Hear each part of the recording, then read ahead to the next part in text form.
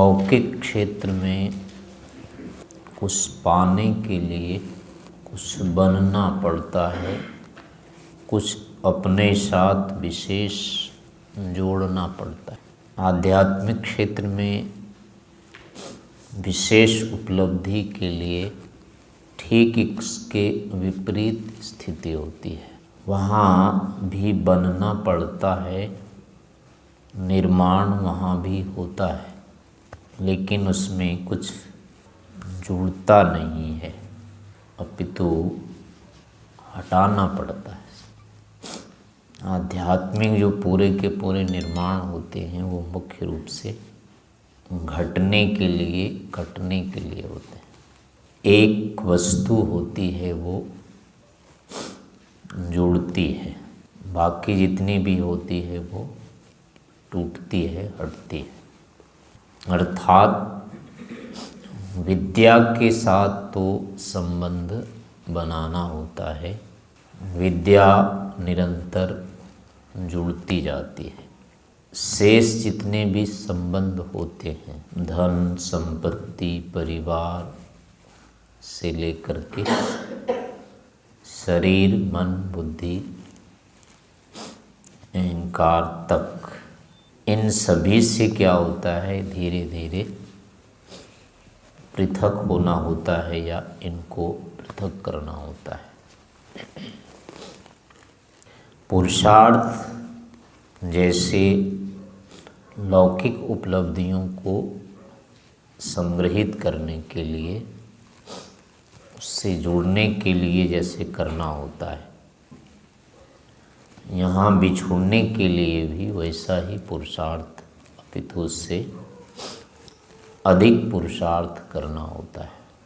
इस कारण से चाहे छोड़ना है या जुड़ना है, पुरुषार्थ दोनों पक्षों में समान ही करने होते हैं। कम पुरुषार्थ से जैसे बाहर के लोक के पदार्थ संबंध उपलब्ध नहीं होते हैं, बल्कि बिखर जाते, टूट जाते हैं। जैसे जैसे पुरुषार्थ में न्यूनता आती जाती है, लौकिक धन, संपत्ति, ऐश्वर्य, संबंध, ये सब स्वतः कम होते जाते, अपने आप कम होते जाते। लेकिन पुरुषार्थ की न्यूनता से जो आध्यात्मिक दोष होते हैं, आध्यात्मिक बाधाएं होती हैं, वो बढ़ती जाती हैं। लौकिक संपत्ति, ऐश्वर्य आदि कम पुरुषार्थ में घटती है, लेकिन आध्यात्मिक विपत्ति जो होती है वो कम पुरुषार्थ में बढ़ती जाती है।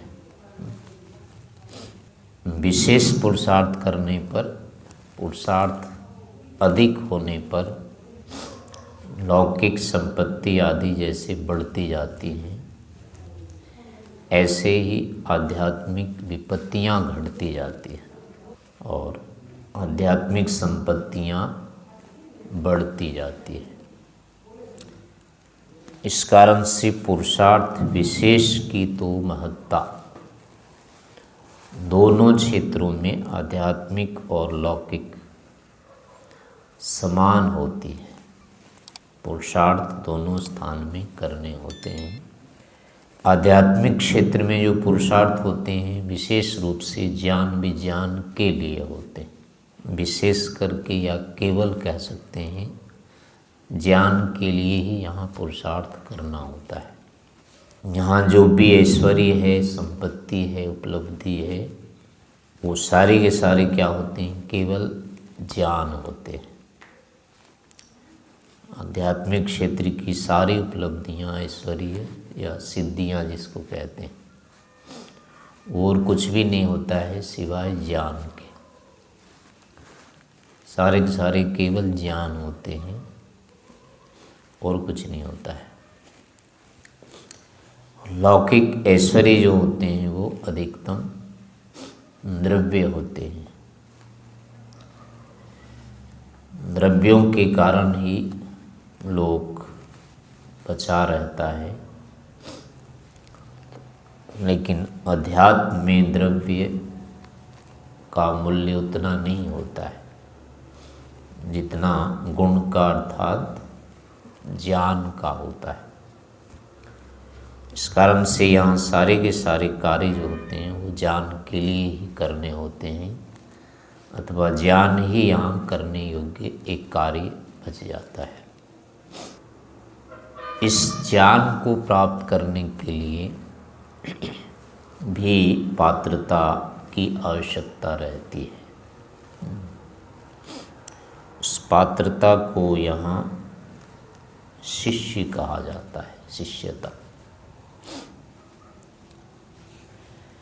ज्ञान प्राप्ति की जो सर्वोपरि या ज्ञान प्राप्ति का जो उत्तम आधार है, माध्यम है, या जो कहेंगे वो शिष्यता होती है।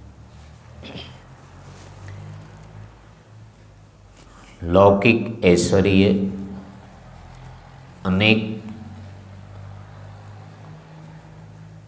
विभूति बन के यानी या अनेक शक्ति बन करके प्राप्त की जाती है। सेवा करके, सेवक बन के, नौकरी करके, व्यापार करके, कई सारे कार्य होते हैं, कई प्रकार की योग्यताएं होती हैं। उन सभी अलग अलग योग्यताओं से लौकिक धन ऐश्वर्य प्राप्त किए जाते हैं, लेकिन ज्ञान प्राप्ति का केवल एक ही आधार होता है, एक ही विधि होती है, एक ही पात्रता होती है, और वो शिष्यता होती है। शिष्य बन करके ही ज्ञान प्राप्त किया जा सकता है। अन्य किसी प्रकार से ज्ञान की उपलब्धि प्राप्ति नहीं होती है। इस शिष्यता में ही अंतर आता जाता है। लौकिक ज्ञान विज्ञान भी शिष्य बन करके ही प्राप्त किया जाता है, तो ऐसे ही आध्यात्मिक ज्ञान विज्ञान भी शिष्य बन करके ही प्राप्त करना होता है। इस कारण से यहाँ पर कहा है शिष्य के लिए पात्रता अनिवार्य होती है। पात्रता होती है, सबसे बड़ी जो पात्रता है उसको यहाँ समर्पण कहा जाता है। यस्य देवे परा भक्ति यथा देवे तथा गुरौ तस्य ते कथिता ह्यर्था प्रकाशन्ते महात्मना। यानी जिसकी देव में, ईश्वर में परम भक्ति होती है, परम निष्ठा होती है, और जैसी निष्ठा ईश्वर देव के प्रति होती है, वैसी ही निष्ठा जिसकी गुरु के प्रति भी होती है। तो जिनमें दोनों के प्रति समान रूप से निष्ठा होती है, श्रद्धा भक्ति होती है, समर्पण भाव होता है, आदर भाव होता है, उसके लिए कहा गया है कि तस्य एते कथिता ह्यर्था। शास्त्रों में जो अर्थ, प्रयोजन, उपलब्धियां बताई गई हैं, शास्त्रों में जो तत्व ज्ञान बताए गए हैं, वो उन्हीं महात्माओं में प्रकाशित होते हैं। महात्मा अर्थात जिसकी गुरु और ईश्वर में समान रूप से अटूट श्रद्धा निष्ठा होती है। गुरु के प्रति, ईश्वर के प्रति जिसमें अपार भक्ति होती है, उसी को ये आध्यात्मिक ज्ञान विज्ञान प्राप्त होते हैं, समझ में आते हैं, या उसके मन में वो प्रकाशित होते हैं।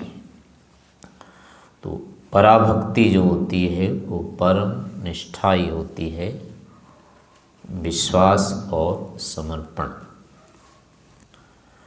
यही यहाँ की सबसे बड़ी पात्रता बताई गई है।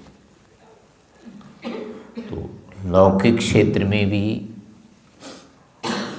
ज्ञान विज्ञान को प्राप्त करने के लिए जैसे सामान्य गुरु के प्रति भी श्रद्धा रखनी आवश्यक होती है, श्रद्धास्पद विद्यार्थी ही यहाँ भी ज्ञान विज्ञान प्राप्त करता है।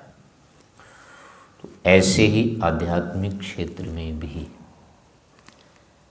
आध्यात्मिक ज्ञान विज्ञान के लिए अपने गुरु और उससे भी बढ़कर के ईश्वर के प्रति अत्यंत समर्पित रहना होता है। गुरु और ईश्वर के प्रति जैसे जैसे हमारा समर्पण बढ़ता जाता है अथवा सूक्ष्म होता जाता है, वैसे वैसे हमको ये आध्यात्मिक ज्ञान विज्ञान समझ में आते जाते हैं या प्राप्त होते जाते हैं। जितनी जितनी हमारे अंदर यही असमर्पण की भावना, अश्रद्धा रहती है, निष्ठा की न्यूनता होती है गुरु और ईश्वर के प्रति, हमको ज्ञान उतना उतना कम से कम प्राप्त होता है या समझ में आता है। इस कारण से सदा यहाँ पर आचरण को विशेष बताया गया है। ईश्वर प्राप्ति के लिए आचरण की सदैव अनिवार्यता रखी जाती है। आचारहीनम न पुनन्ति वेदा कहा है, जैसे कि जो आचरण से यानी सदाचार से रहित होते हैं उसको वेद पवित्र नहीं करते हैं, अथवा अर्थ कामेषु असक्तानाम धर्म ज्ञानम विधीयते। धर्म का जो मर्म होता है, रहस्य होता है, उसका जो तात्विकता होती है, अर्थवत्ता होती है, उसको ही ज्ञात होती है जिसको अर्थ और काम में रुचि नहीं होती है, आसक्ति नहीं होती है। अर्थ यानी कि भौतिक सुख संपत्ति और उसके साधन, जिनकी इनमें रुचि होती है उनको धर्म, वो धर्म जो वैशेषिक में कहा गया है, सामान्य विशेष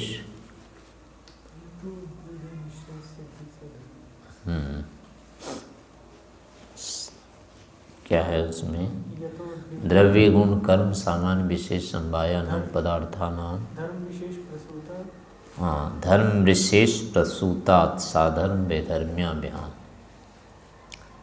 तत्व ज्ञानम,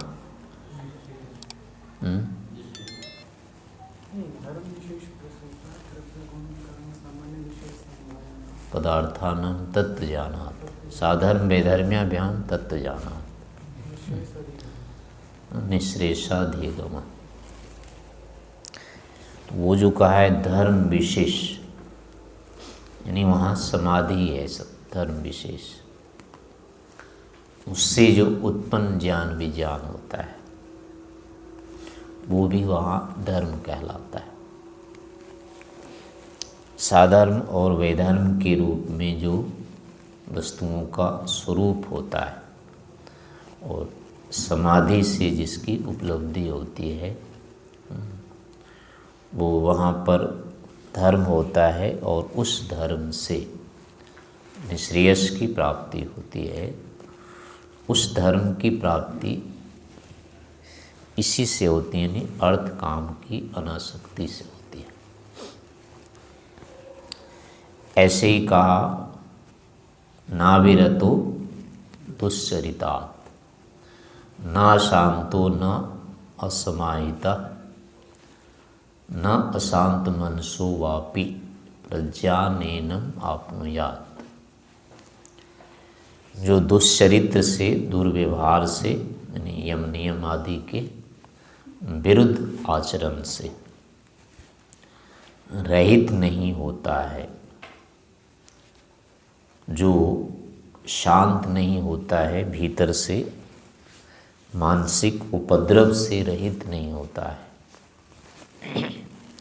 और जो समाहित नहीं होता है अर्थात तत्व ज्ञान से जो युक्त नहीं होता है, और अशांत मन वाला, जिसका मन शांत नहीं होता है, प्रसन्न नहीं रहता है, हर समय शोक से युक्त होता है, राग द्वेष आदि से की प्रबलता से बाधित रहता है।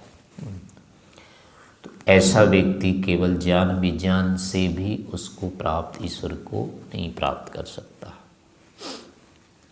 यानी आध्यात्मिक क्षेत्र में आचरण की अनिवार्यता रखी जाती है। लौकिक जो ऐश्वर्य होते हैं, बड़े से बड़े सोना चांदी जो भी कुछ कहें, उसको चुरा करके भी प्राप्त किया जा सकता है, डाका डाल करके भी प्राप्त किया जा सकता है, लूट के छीन करके, जैसे भी बेईमानी से उसको प्राप्त किया जा सकता है, वो कुछ नहीं बोलेगा। यहाँ सब बेईमानी से भी हो जाता है, लेकिन ईश्वर से जो उपलब्धियाँ होती है उनमें बिल्कुल नहीं ये होता है। थोड़ा सा भी अगर कर्म दोष रहा तो जो आध्यात्मिक ज्ञान विज्ञान तत्व ज्ञान है वो नहीं हो सकता है, उसके बिना ईश्वर की प्राप्ति संभव नहीं होती है। इस कारण से न चाहते हुए भी यहाँ पर व्यक्ति को सदाचारी होना आवश्यक है। योगाभ्यास का आधार ही कहा गया है यम और नियम होता है। तो यम नियम से रहित होकर के यम नियम आदि जो आचरण बताए हैं, इनकी उपेक्षा करके आध्यात्मिक क्षेत्र में प्रगति होती ही नहीं है, अथवा जितनी जितनी इनमें सूक्ष्मता आती जाती है, यम नियम का जितने जितने अधिक स्तर पर पालन होता जाता है, उतना उतना क्या कहा गया है यहाँ पर, योगांगानुष्ठानात् अशुद्धि क्षये ज्ञान दीप्ति। यानी यहाँ जो ज्ञान का प्रकाश होता है, तत्व ज्ञान की जो उपलब्धि होती है, वो उतनी उतनी ही होती है जितना जितना यम नियम आदि सूक्ष्म रूप से आचरण में आते जाते हैं। और पूर्ण ज्ञान के लिए पूरी तरह से यम नियमों का अनुष्ठान आवश्यक होता है। इस कारण से आध्यात्मिक क्षेत्र में हम निर्दोषता की उपेक्षा नहीं कर सकते, दोष बनाए रखें, आचरण में भी छल कपट आदि स्थितियां बनाए रखें, और ये समझें कि हम सफल हो जाएंगे, ज्ञान विज्ञान प्राप्त कर लेंगे, तत्व ज्ञान आत्मा परमात्मा को जान लेंगे, तो ऐसा नहीं होगा। तो अब यहाँ होता है कि जो आचरण होते हैं वो अपनी तरफ से पूरी तरह से शुद्ध नहीं होते। जो भी दोष होते हैं पूरे पूरे वो हम जान नहीं सकते स्वयं। हमारे जो दोष होते हैं अधिकतम दूसरे को ही ज्ञात होते हैं, अपने दोष हमको स्वयं ज्ञात नहीं होते हैं इतने। इस कारण से दोषों को हम स्वयं नहीं जान सकते, दूसरे को द्वारा जनाया जाता है। तो अब यहाँ अपेक्षा हो जाती है कि फिर हमको दोषों से अवगत कराने वाला, हमारे दोषों को जनाने बताने वाला कोई अन्य होना चाहिए। अन्य में अब शत्रु भी आ सकते हैं, अज्ञानी भी आ सकते हैं, छली कपटी भी आ सकते हैं। तो उनकी प्रामाणिकता तो नहीं कही गई है। दूसरा होना चाहिए, लेकिन हमारा वो हितैषी होना चाहिए, अपना होना चाहिए, जिसके साथ हमारा अपनत्व है, वो अन्य होगा। दूसरी बात होती है कि दोषों का परिज्ञान भी जो होता है वो स्थूल रूप से केवल नहीं हो पाता है, क्योंकि दोष के जो मूल होते हैं वो सब के सब चित्त में होते हैं, मन में होते हैं। सारे दोषों का जो उत्पाद होता है वो सब के सब मन से होता है। शरीर में और वाणी में जो दोष दिख रहे होते हैं वो वस्तुतः शरीर वाणी में नहीं होते हैं, अपितु सब के सब मन में होते हैं। मन से ही वाणी में आते हैं और शरीर में आते हैं। तो इस कारण से क्या होगा, दोषों का जो मौलिक भाव है, उसकी जो सूक्ष्मता है वो बाहर से भी नहीं ज्ञात होगा। इसलिए फिर होता है कि इसको मूलतः जानने वाला भी होना चाहिए। दोष का जो मूल है मन में होता है, तो स्तर वाला व्यक्ति ही फिर इसको बता सकता है क्या दोष है या नहीं है। राग के कारण से भी हम दूसरे का उपकार कर देते हैं, दूसरे की भलाई कर सकते हैं, तो ऐसी भलाई भी दोष होती है, दोष हो जाता है। और ऐसे ही क्या होता है, द्वेष रहने पर भी भलाई कर सकते हैं, बुरा भी कर देते हैं लेकिन भला भी करते हैं, पर वो भी दोष रहता है अगर उसमें राग है तो इस बात को बाहरी व्यक्ति तो नहीं बता सकता है। हम राग पूर्वक किसी का हित कर रहे हैं तो बाहर वाला इसे बुरा कभी नहीं कह पाएगा, लेकिन जो मानसिक रूप से इस चीज़ को जानता है कि राग पूर्वक कर रहा है, वो हमें संकेत कर सकता है। तो इस कारण से फिर होता है कि एक तो हमारे दोषों को बताने वाला दूसरा होना चाहिए, लेकिन दूसरे में भी हितैषी होना चाहिए। हितैषी के साथ साथ वो यानी ज्ञान भी ज्ञान वाला भी होना चाहिए, ज्ञानी होना चाहिए, विद्वान होना चाहिए।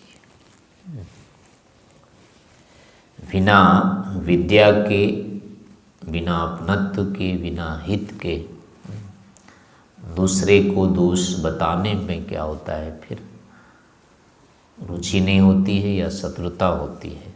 दूसरा व्यक्ति दूसरे को दोष प्रायः हित के लिए नहीं बताता है, उसको दबाने के लिए बताता है।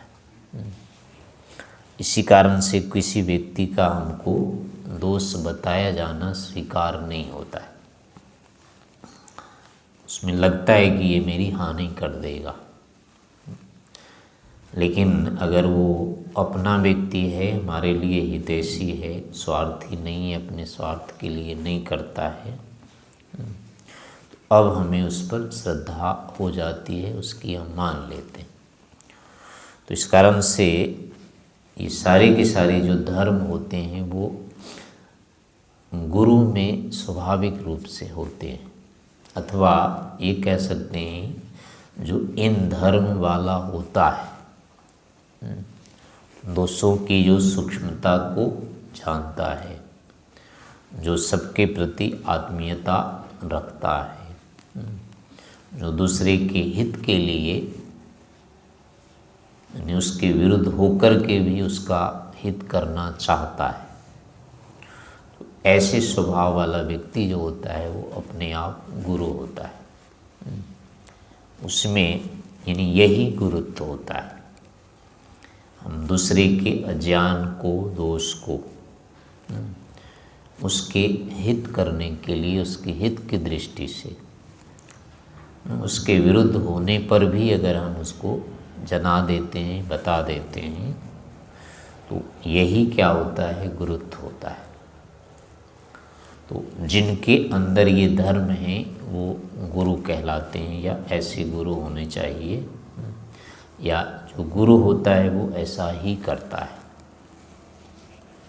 तो ऐसे लोगों के प्रति फिर क्या होता है, समर्पण भावना अनिवार्य होती है। अथवा हम अपने दोषों को यदि दूर करना चाहते हैं तो अब होता है कि हो सकता है हमें ऐसा कोई साक्षात व्यक्ति ना भी मिले, पर यदि हम अपने दोष हटाने चाहते हैं अपनी तरफ से ही, तो भी हमको मानसिकता वही बनानी पड़ती है। गुरु के सामने तो क्या होता है, ये कार्य बलात् हो जाते हैं। गुरु हमको बलपूर्वक दंड दे करके हमसे दोष छुड़वा देता है, तो वहाँ हमको डर से भी उसके प्रति समर्पित होना पड़ता है, उसकी बात हमको माननी पड़ती है। लेकिन मानने के बाद भी क्या होती है, हमारे अंदर वो मानसिकता दोषों से दूर रहने की बनती है, और उसका परिणाम जो होता है वो हमारे चित्त में सरलता होती है। सरलता का जो विरुद्ध भाव होता है कुटिलपन, जिसके लिए कहा गया है विद्या हवा ब्राह्मणमा जगामा गोपाय माम सेवधिष्ठे हमस्मि अनृजवे अयताय मादेया। और क्या है, अनृजवे अयताय सेवधिष्ठे हमें, यानी वहाँ अभिप्राय ये है कि हमको जो अपात्र हैं, अर्थात जो ऋजु नहीं है, सरल नहीं है, कुटिल व्यक्ति है, छली है, कपटी है, और जो दूसरों में दोष निकालने वाला होता है, प्रमादी होती है, अयताय जो प्रमादी होता है, पुरुषार्थशील नहीं है, पुरुषार्थी नहीं है, ऐसे लोगों के मुझे मत देना। वो क्या करेगा, हमारा नाश करेगा। यानी ऐसे व्यक्तियों को विद्या अर्थात तत्व ज्ञान प्राप्त नहीं होते। तो ऐसे व्यक्ति को अपात्र कहा गया है। तो इसके विरुद्ध होता है कि जो कुटिल नहीं अर्थात सरल है, जो मन वचन कर्म से एक जो होता है, ऋजु होता है, छली कपटी जो नहीं होता है, पुरुषार्थी होता है, स्वार्थी जो नहीं होता है, यही जो भाव होते हैं विद्या प्राप्ति के। तो ये चित्त की सरलता जो होती है मुख्य रूप से। तो जैसे अब हमें बलपूर्वक गुरु के सामने ऐसा बनना पड़ता है तो वहाँ विद्या आती है। तो ऐसे जहाँ गुरु नहीं है लेकिन विद्या अगर हमें चाहिए, यानी ईश्वर के प्रति हमें अगर उन्मुख होना होता है तो स्वतः चित्त को ऐसा बनाना ही होगा। जब तक हम अपनी तरफ से ही अपने चित्त को हम सरल नहीं बना लेते हैं तब तक वो विद्या नहीं आएगी। विद्या का प्रवेश सदैव सरल शुद्ध चित्त में ही होता है। अब ये चित्त की शुद्धि चाहे बलपूर्वक हो जाए या फिर अपनी ओर से बिना बल के श्रद्धा निष्ठा के कारण से हो जाए, लेकिन परिणाम तभी आएगा जब चित्त में ये शुद्धता की स्थिति आएगी। तो इसके लिए फिर यही होता है, सरलता यही होती है कि अगर कोई गुरु मिल जाए हमको ऐसा, तो ये कार्य बहुत अधिक सरलता से हो जाते हैं। वहाँ हमको बल नहीं लगाना पड़ता है। लेकिन गुरु के अभाव में फिर क्या होता है, ये गुरु से जो हमको पुरुषार्थ की सरलता होती वो भी करना पड़ता है, दुगना पुरुषार्थ करना पड़ता है। लेकिन चित्त को शुद्ध करने का और कोई उपाय नहीं होता है। अपने आप को सरल बनाना ही होता है, निष्कपट करना ही होता है, अन्यथा हम इस विद्या को प्राप्त नहीं कर सकते। तो अगर हमारे अंदर ये सरलता, निष्कपटता आती है, मानसिक शुद्धता होती जाती है, तो निश्चय से तत्व ज्ञान हमारे चित्त में उभरते जाएंगे। और जितना जितना हम शीघ्र अपने चित्त को शुद्ध बना लेंगे, निष्कलंक बना लेंगे, उतना जल्दी तत्व ज्ञान, जो उसको पर वैराग्य कहा गया है, जो कि चित्त की पूरी शुद्धि अवस्था में, यानी पूरे जब राग द्वेष जो भी होते हैं दोष हट जाते हैं, तब वो ज्ञान आता है। लेकिन आएगा जब उसके दोष विरोधी भाव चित्त में नहीं रहेंगे। तो इस कारण से आध्यात्मिक क्षेत्र में अधिक से अधिक अपने चित्त को शुद्ध करना आवश्यक होता है। और उसके लिए होता है कि जितना हम छल कपट से, दुर्व्यवहार से रहित होते जाएंगे, सद्व्यवहारी बनते जाएंगे, सदाचारी बनते जाएंगे, सरल बनते जाएंगे, विनम्र बनते जाएंगे, उतने उतने हम शीघ्र इस आध्यात्मिक ईश्वरी को, ज्ञान विज्ञान को प्राप्त कर सकेंगे।